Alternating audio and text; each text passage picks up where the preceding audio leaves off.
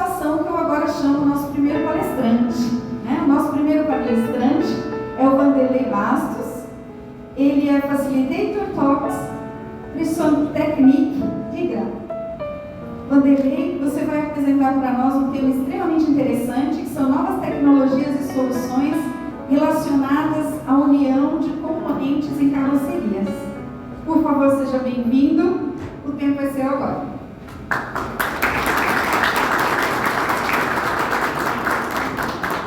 Muito bem, obrigado. Eu quero convidar você a ficar em pé agora sobre os seus pés, se você consegue. Só se você conseguir, senão está perdoado. Depois do almoço, normalmente, o sangue vai para o seu estômago para cuidar de um papel importante, certo? E o que nós vamos fazer aqui agora é um pequeno exercício que eu quero te desafiar a seguir, que é o seguinte: encher o seu pulmão ao máximo que você puder, porque normalmente a gente tem respirações curtinhas, especialmente quando está secando o olho na tela ou na câmera. Então experimenta aí a extensão do seu pulmão. Vamos lá? Mais uma vez.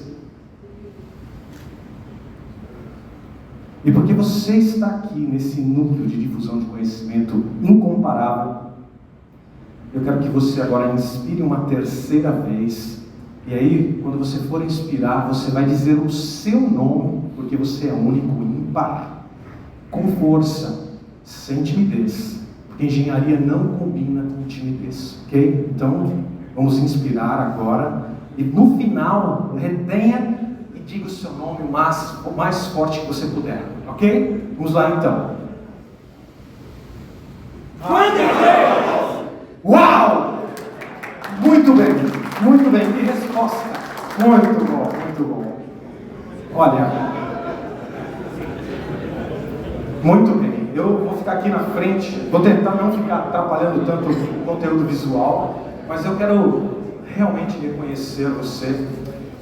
Nós falávamos ainda na hora do almoço que é uma pena que os engenheiros, especialmente aqueles que teriam condição, que estão estudando, vir aqui ganhar uma pílula que o astronauta consome, porque é a figura que eu encontrei para descrever esta quantidade de informação ouro que foi trazida aqui até agora, certo? Então, com um certo temor, eu quero te pedir para ser tolerante comigo, porque o nível, a barra está estabelecida muito alta. Então, me acompanhe, por favor, que nós vamos agora, depois desse nosso tempo, nós vamos ter uma noção da utilização do clenching em chapas de aço, inclusive os de ultra alta resistência, e a inserção de elementos funcionais, por conformação, também em aços de ultra alta resistência, ok? Mas por que eu pedi para que você respirasse grande? Porque às vezes a gente perde a referência dos aspectos triviais da vida. A cota de oxigênio está paga, certo? E às vezes a gente não se dá conta. Vocês têm ideia de quantas pessoas estão vinculadas a acidentes de carro anualmente, considerando os dados compilados pela Organização Mundial de Saúde? É isso mesmo. É absurdo. Acidentes de trabalho, nós temos 2,3 milhões de pessoas anualmente.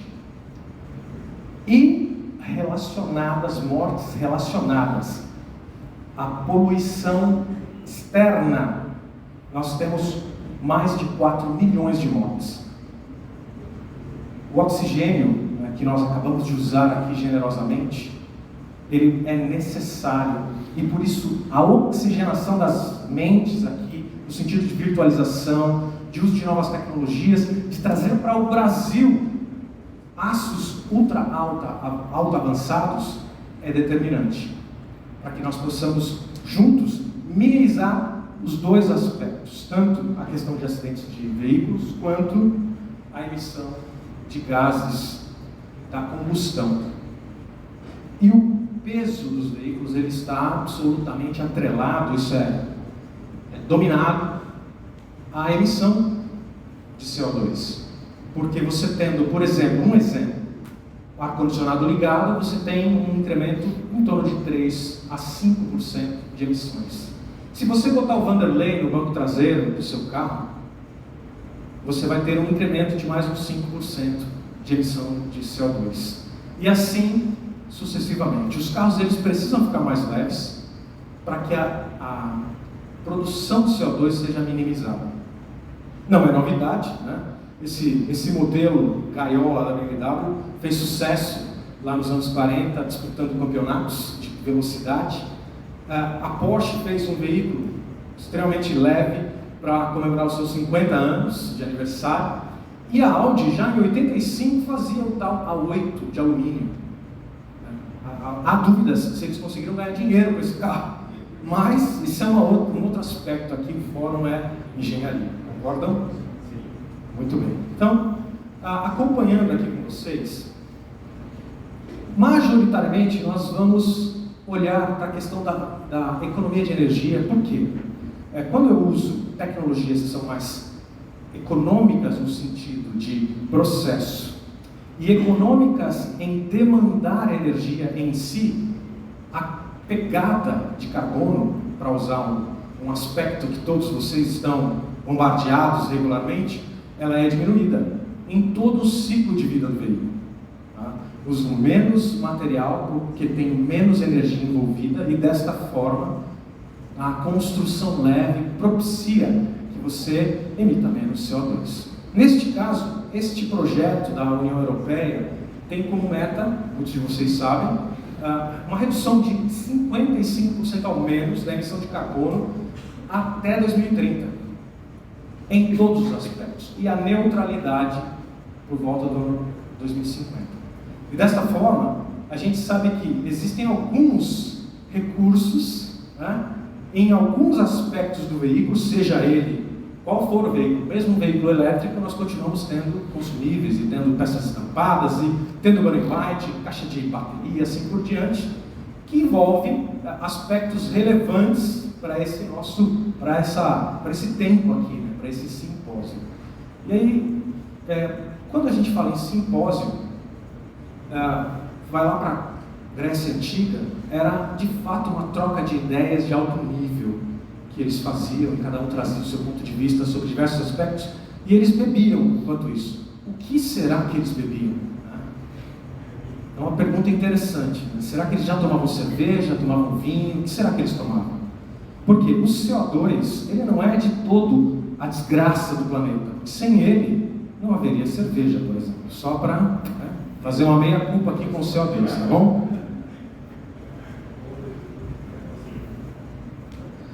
Nesse caso, isso aqui um dia vai ser uma carroceria. Como transformar essas peças numa carroceria? Exatamente esse é o nosso ponto. Duas tecnologias específicas: a união de chapas a frio e a inserção de elementos funcionais. A Tox, ela tem essa tecnologia, domina, está presente em diversos veículos aqui, por exemplo, na F-150, vocês viram, existe um número expressivo de clenching, porque a união de materiais dissimilares, por exemplo, ela é um desafio insuperável para solda. Alguém me fale, por favor, vamos soldar uma liga de alumínio de alta resistência com um aço de alta resistência. É só um desafio retórico, claro, né? Mas na prática é possível fazer a conformação de dois materiais com estas características, por meio de um clenching. O clenching, ele é o resultado de uma cavidade intencional de matriz e uma punção também intencional. E a força aplicada sobre estas duas chapas, em alguns casos 3, em outros casos muito mais, existem alguns negócios ainda que estão sendo aprimorados e depois vão ser divulgados publicamente, mas eu posso falar nesse ambiente fechado, de muitas camadas de folhas envolvendo veículos elétricos, certo? Mas eu queria que você atentasse aqui comigo nessa região. Na prática, nós temos uma ancoragem e, por conta da conformação, esse material vai fluir para dentro da cavidade da matriz e vai criar uma interferência entre esses dois materiais, sem adicionar todas as variáveis que nós conhecemos do processo térmico. Não existe essa variação que o processo térmico adiciona. Portanto, já é de domínio das engenharias que uma união a frio se comporta muito melhor, de forma muito mais previsível num ensaio de fadiga, quando comparada a uma união que envolve o processo térmico. E aí, a zona afetada pelo calor vai dar a base para essa minha afirmação. Então, conceitualmente, você tem no clinching, que é fornecido por algumas empresas, né? No mundo tem algumas empresas, você tem alguns aspectos importantes para você atentar. Que seria a dimensão final, cada um chama essa área aqui de uma forma específica, né? Esse material é do pessoal da DVS, e você tem alguns outros aspectos, como o diâmetro do condução, você tem aqui o diâmetro da cavidade da matriz, e todas as informações aqui contidas, o propósito é que você tenha um ancoramento mais adequado possível, sem fragilizar, por trinca ou algo assim, a conformação final. Basicamente isso. E de posse destas informações, você empiricamente busca o que é excelente para isso, e aí vai se ter uma união previsível, porque você transfere para as propriedades mecânicas do material a responsabilidade para responder da mesma forma ou com uma variação muito sutil qual é o esforço para cisalhar, qual seria o esforço para destacar. Então é mecânica transferida para as propriedades do material escolhido. Muito bem. O modo de falha, né, ele pode ser categorizado desta forma. Você tem uma ruptura completa do pescoço, uma ruptura com deformação plástica. Eu peço desculpas aqui pela qualidade da imagem, se você não consegue ver aí de trás, mas depois esse material certamente fica disponível para vocês, se vocês quiserem um pouco mais adiante nessa conversa. O deslizamento puro e a ruptura parcial do pescoço. Neste modo de falha, isso é tudo o que pode ocorrer num clenching. E um conjunto de punção matriz normalmente vai durar aí com materiais triviais na montadora em torno de 300.000 uniões, sem setup.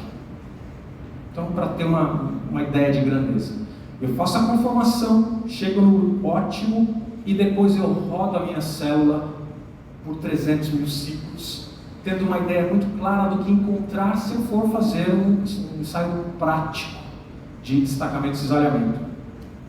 Além disso, quando eu confiro a medida X, ou a dimensão final, e ela está de acordo com o que foi preconizado no início, eu consigo seguir usando aquele conjunto de punção e matriz sem ter que trocá-los, sem ter que substituí-los. Por quê?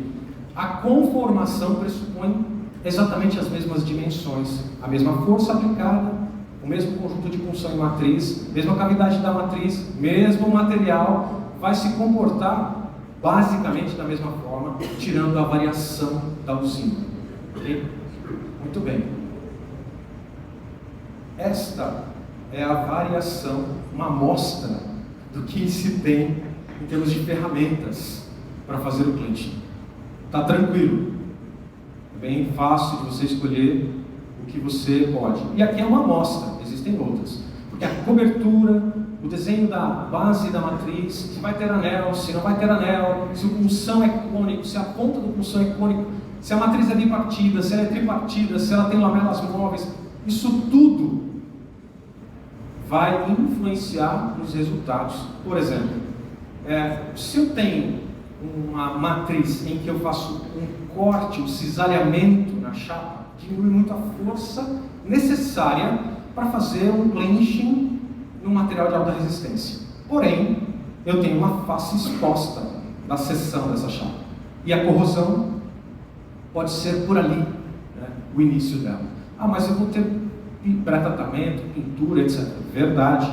Mas ainda assim, quando você tem um cesariamento, você indica onde vai nuclear a sua ruptura do conjunto. Muito bem. Então, para facilitar a compreensão, eu queria compartilhar com vocês aqui alguns modelos, resultados do que é a cavidade da matriz. Nesse caso aqui, são 12 milímetros. São 12 milímetros. Essa espessura de cima 5 e a de baixo 7. E esta cavidade da matriz são 20 milímetros. Ok, você vai dizer que cobre é suavão para conformar, porque sim, certo? Mas nós temos ainda temos aço inox, temos misturas de material, por exemplo, bronze com alumínio ou cobre também pode ser. E essa imagem está um pouco mais escura, mas aqui também é uma outra combinação de aço inox de mais alta resistência. Então, além disso, eu poderia montar neste aço inox um alumínio, ou montar nele uma chapa de cobre, se eu quisesse, porque tem a ver com conformação, e vocês viram a maravilha que é só a simulação, imagina a prática de experimento empírico, para chegar-se ao que é ideal em termos de desenho. Qual desenho? Esta linha é que vai dar o ancoramento entre as duas chapas, certo? E aí, se você estiver no mercado e quiser identificar qual é o tipo de matriz que está sendo usada, a melhor forma é você realmente procurar o fornecedor daquela solução, e dessa forma ele vai te indicar qual é a matriz, qual é a função. Tem que ter um relatório que normalmente os fornecedores propiciam e assim por diante.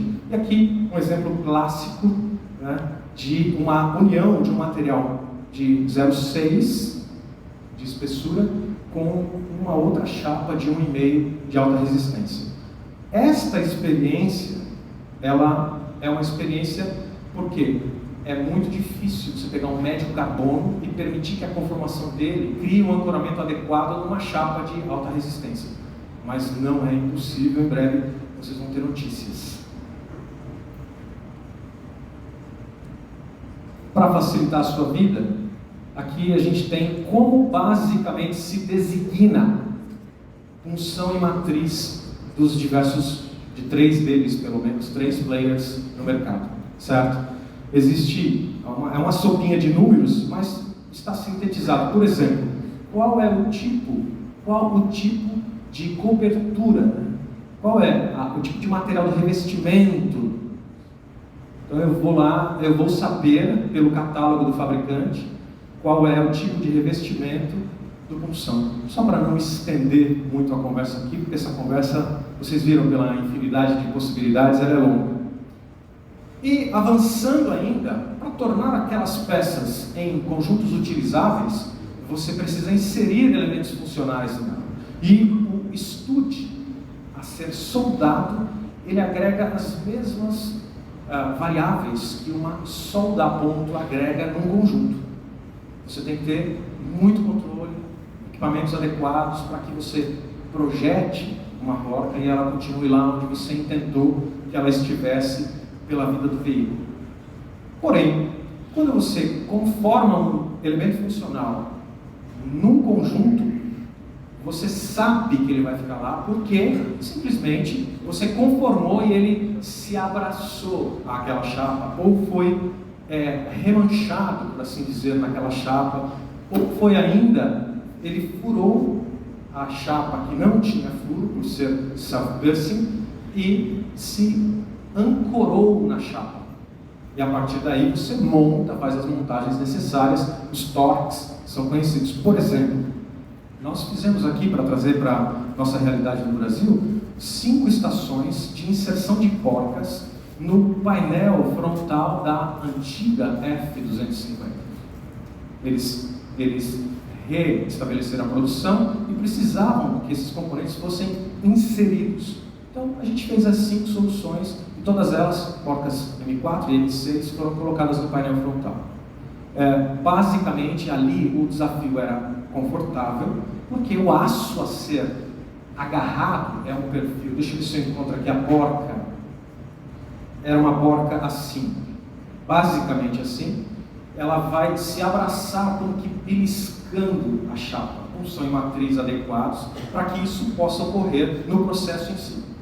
E, neste caso, para inserir em materiais de mais alta resistência, a gente tem alguns problemas. Você precisa ter os controles todos, que a gente já falou. Né? Como eu vou ter certeza de que a conformação está ocorrendo? Majoritariamente controlando a força aplicada e controlando os componentes envolvidos. Monitorando essa força e esse curso, eu sei que se repetiu o que foi preconizado nos ensaios no laboratório. Alguma solução aqui para vocês terem uma ideia, é uma estação em que você insere diversos elementos funcionais num único ciclo. É um painel que entra ao contrário da F250, que eram 5 estações, você insere um painel e o abastecimento dos componentes pode inclusive ser manual, se quiser diminuir o custo, ou automatizado, se você quiser que o elemento funcional seja disponibilizado no ponto de prensagem. Eu queria me deter com vocês nesta aplicação. Tem uma razão específica, porque se você tiver uma aplicação em pacote de baterias, você não vai querer que tenha vazamentos. Ela tem que ser liquid and gas proof. E a inserção por conformação de um estude vai te propiciar exatamente esta condição. Você tem uma linha de ancoramento nesse estude e garante que haja estanqueidade. Você não tem esse problema. Avançando aqui, eu gostaria de me aprofundar um pouquinho mais nesse aspecto, mas a menina já levantou a placa aqui, ela, apesar de estar sorrindo, né? Essa estrutura aqui, ela é um ponto crucial na solução de inserção de elementos funcionais. Cada bowl deste vai lidar com um tipo de estude de acordo com o desenho, o design desse estude, peso e assim por diante. Isso não é novidade para muitos de vocês que trabalham com esse tipo de solução. Então, você tem que ter 2 ou 3, em alguns casos 4 bowls para trabalhar com elementos funcionais distintos. Como eu faço para inserir então em alumínio injetado, inchar, ou inserir elementos funcionais em alumínio injetado e PHS? Eu vou mostrar para vocês uma evolução. Né? Esse é o estudo inicial, tal qual, componente tal qual, certo? Injetado, você tem diversos pontos de ruptura, de trincas, e depois você tem uma otimização do nosso conceito que a Tox desenvolveu, de aquecimento ideal do componente até chegar na condição ótima para conformar e chegar num aspecto que, mesmo se você for na cross-section, você vai ver que não há trinca. Se você for analisar aqui a parte de micrografias, não há trinca. E avançando um pouquinho mais com vocês, isso seria a inserção. Esse componente aqui ele apareceu hoje mais cedo, né, no estudo que foi mostrado aqui da Land Rover. As porcas, né, é um componente similar. As porcas, elas são inseridas também num conjunto de alumínio injetado, que é a inserção, toda ela controlada para garantir deslocamento e força aplicada.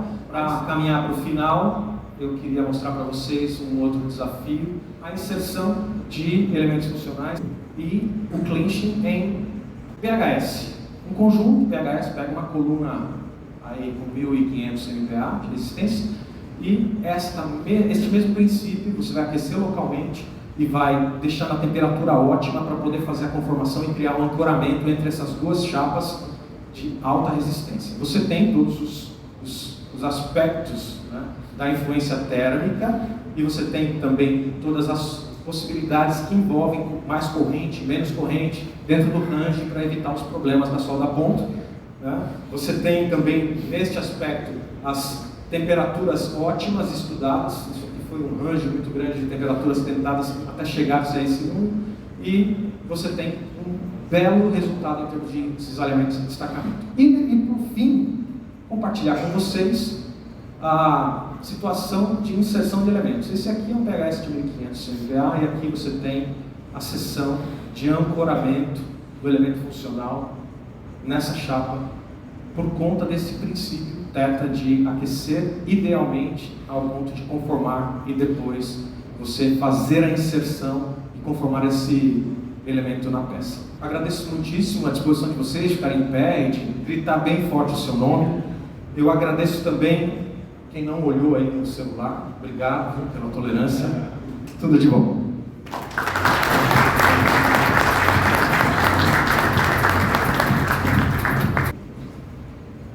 Eu vou ter que usar as suas palavras, não precisam ficar tímidos. Eu vejo uma mão ali. Um só de cada vez, por favor.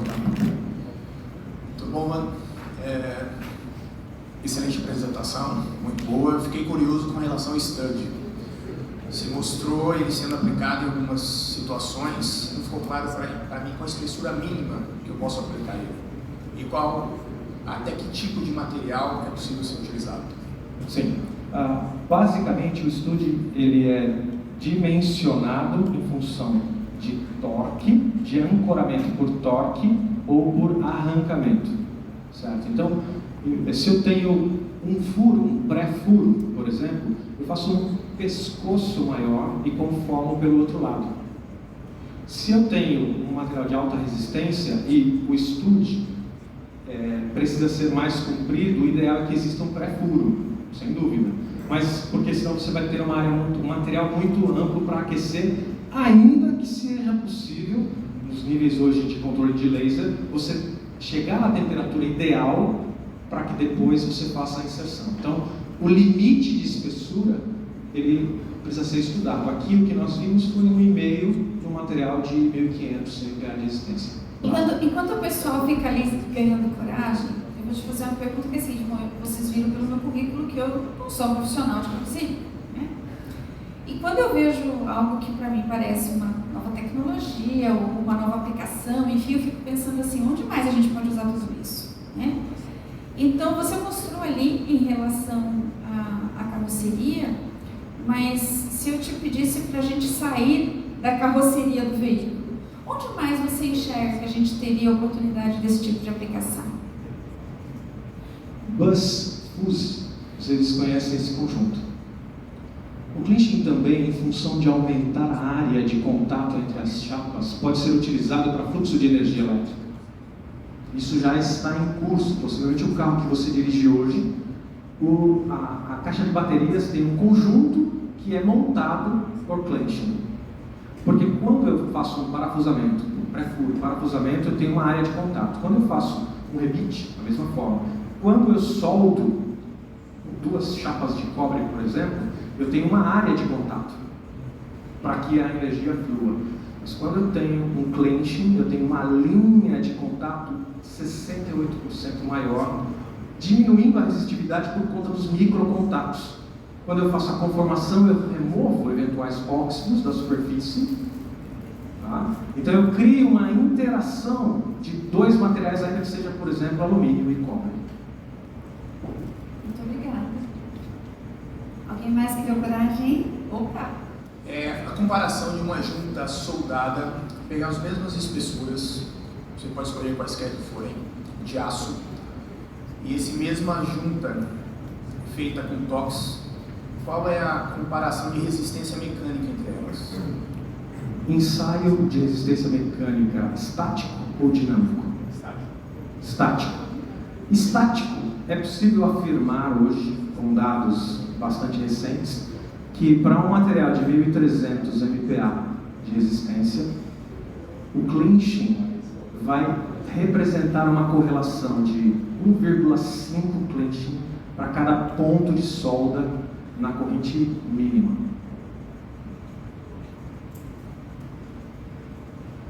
Em termos de esforço, nós temos 5 kN para destacar e 7,5 kN para cisalear um clinching em regime, um ensaio quase estático. Muito bom. Enquanto o pessoal pensa na próxima, eu tenho que fazer mais uma. Você mostrou aquelas peças todas soltas logo de início, não foi? Muito bem. Você está nos convencendo de que a gente está diante de uma metodologia, de uma tecnologia que funciona. E por que as pessoas não vão correndo agora de volta para a fábrica e já fazem isso nos veículos que a gente tem aqui no Brasil. Eu fico sempre olhando, né? A gente tem que olhar para uma matriz, né, de prós e contras. O que a gente tem de dificuldade para implementar? Muito bem. O Nivus, que estava aqui embaixo ontem, fiquei muito feliz quando o Alisson abriu o capô, porque não fui eu que fui lá abrir. Seria, né, puxar muito a brasa para a minha sardinha. Mas os reforços do capô, do hood, do tampa do cofre, como vocês preferirem chamar, eles são, inclusive da dobradiça, eles são unidos ao inner por meio de clenching, exatamente do jeito que a gente viu aqui. Então, diversos veículos têm componentes internos que são montados por clenching. Eu diria, eu corro o risco de falhar aqui, mas uns 90% das máquinas de levantamento de vidro, que hoje são mecânicas, no sentido de ter um motor, elas são montadas, os seus trilhos e brackets são montados por meio de clenching também. E o que falta para a gente usar mais? Nós temos tudo o que a gente precisa para usar mais. Eles estão aqui. Ele transferiu a pergunta.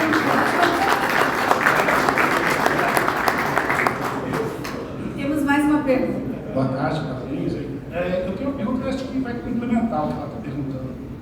Eu tenho toques na empresa. O que eu vejo de sensibilidade é que se as chapas não estão totalmente planas e ajustadas entre si, a solda ponto é bem melhor, porque ela leva a chapa e ela se mantém. Ou eu tenho um processo de estampagem muito bom, ou eu tenho que ir para a solda ponto. Como é que você vê isso e o que eu posso fazer para resolver? A gente volta para o VAR, da nossa conversa de mais cedo, né? Porque o desafio de você ter um gap gigante, sujeitar com a pressão da servogun para fazer fluir a energia por meio de pontas de eletrodo, você faz a solda. Mas agora, essa que está acontecendo lá no veículo, dá para dizer que está ótima? Essa pergunta, você pode, sempre que faz um clenching, dizer sem titubear que foi bem feito, porque caso contrário, o próprio equipamento e os sistemas de monitoramento do processo vão dizer que ele não foi bem feito. E o seu processo não avança com uma união que pode causar instabilidade ou reduzir a robustez do conjunto. Então, nós precisamos trabalhar em diversos aspectos com relação ao design, né, para não viajar tanto no design. Está tudo liberado para pensar. Mas quando você vai para a prática, considerar o VAR seria a melhor forma para que você diminua gaps. Nós não queremos gaps nem nos closures. Como poderíamos ter nos conjuntos? É um problema da fábrica que precisa ser atacado. Agora, se você não consegue fazer o clenching, ele vai te dizer que, se você tem a estrutura correta de monitoramento, ele vai te dizer que não ficou bem feito. E você pode atuar imediatamente para corrigir esse desvio. Obrigada, Vanderlei. Você vai estar disponível e quem tiver mais questões, por favor. Obrigado. À disposição mesmo.